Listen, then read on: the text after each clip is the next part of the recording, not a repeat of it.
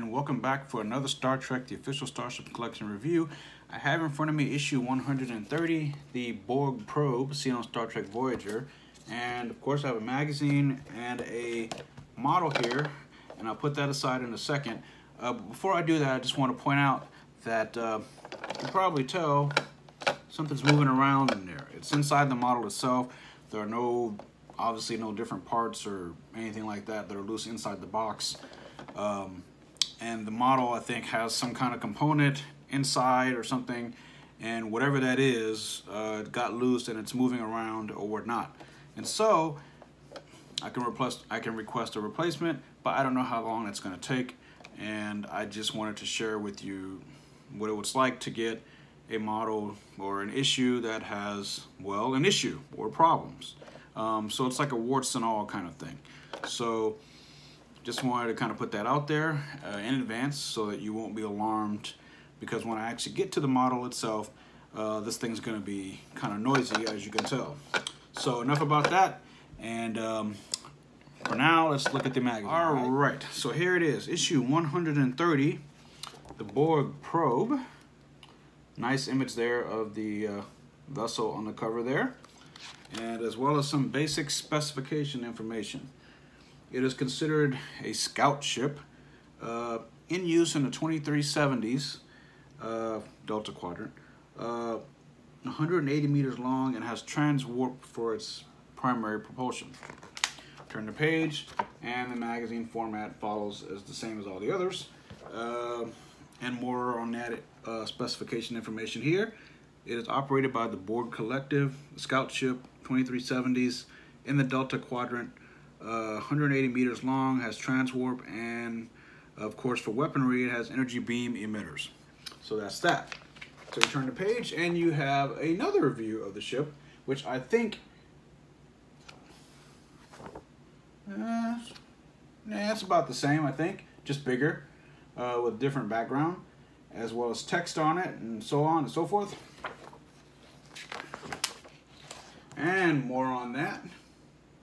And for those of you who are not aware or even fans of Voyager, I just want to point out that this Borg probe, or as I call it, the Borg pill, or the Borg peanut, because it kind of looks like that.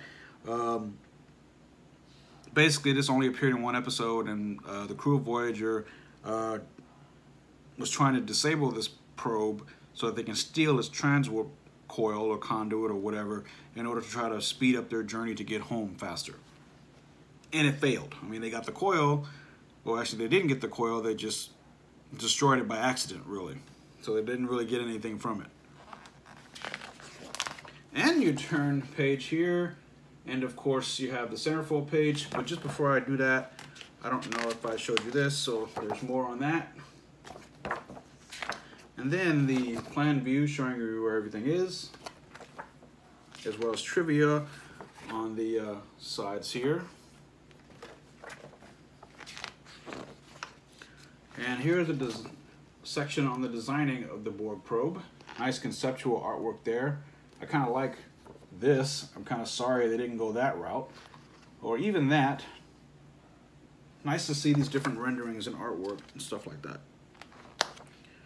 And here's the magazine filler, a section on the director Cliff Bole, who many Star Trek fans should know has been around since, well, in the early days of The Next Generation, and directed some of the probably some of the better episodes of the show. And more on him and his work throughout the franchise. And once again, more on him. And finally, the magazine is concluded with the on-screen appearance page. It was only in the episode Dark Frontier, the beginning of the episode, the two-parter, or the 2-hour episode, depending on which one you watched. And that's it. You didn't see it again. It never appeared in any of the episodes, no computer readouts or anything that I'm aware of. So yeah, and that is Susanna Thompson as the Borg Queen there. And there it is, the probe being blown to bits. So yeah, and of course, I have the United Earth Arctic 1, which I also have nearby, so I'll share that with you later.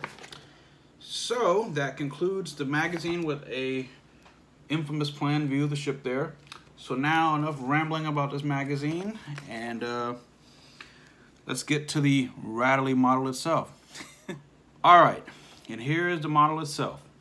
As you can see, it doesn't look bad. It's pretty awesome, I have to say. It's nice to get another Borg ship in the collection. But as I mentioned at the beginning of this video, mine has a flaw. And by looking at this model and this particular product, you wouldn't notice that at all. There's no breaks in the plastic or whatever. And it's fine as long as you do something like this or this.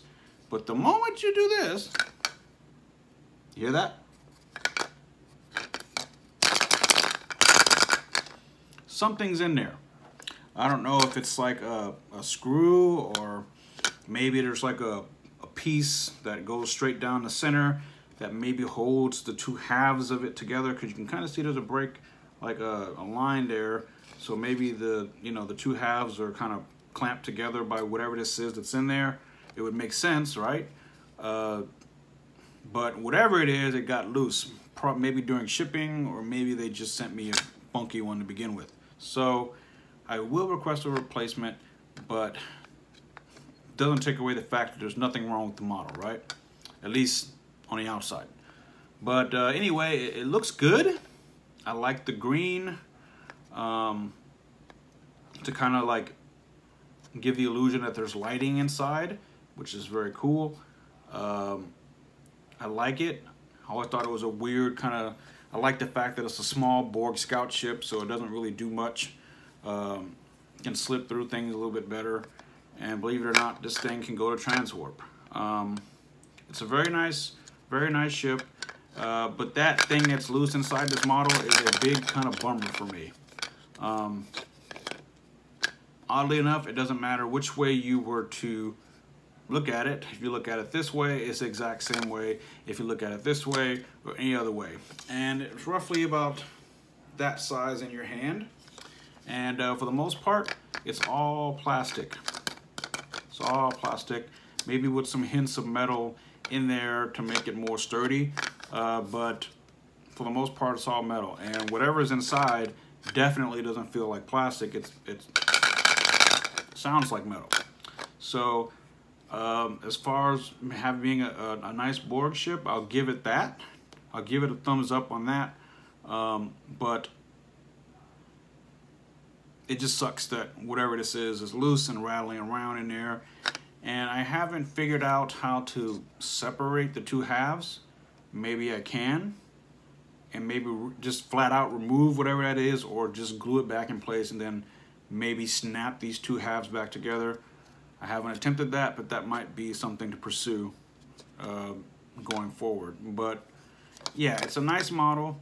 And from what I understand, many of my other friends and colleagues also have had the same problem, or at least a few of them have. So, but all in all, aside from Mr. Rattler inside, it's not a bad model. It's not a bad ship. There's nothing really wrong with the paint or anything. It looks like it has like weathering on it, so it looks like it's been around for a while, which is kind of nice. But like I said, it also just kind of looks like a peanut, barely, or the Borg nuts, depending on how you look at it, or a pill. It looks like it can be a pill if it were smaller, like, But if you were to put this down someplace, you would never really know this is Borg. Only a Star Trek fan would know that. So, is the model worth picking up? I would kind of have to say yes. But being that I have one that's rattling around, I don't know how widespread this problem is throughout the run of this particular product.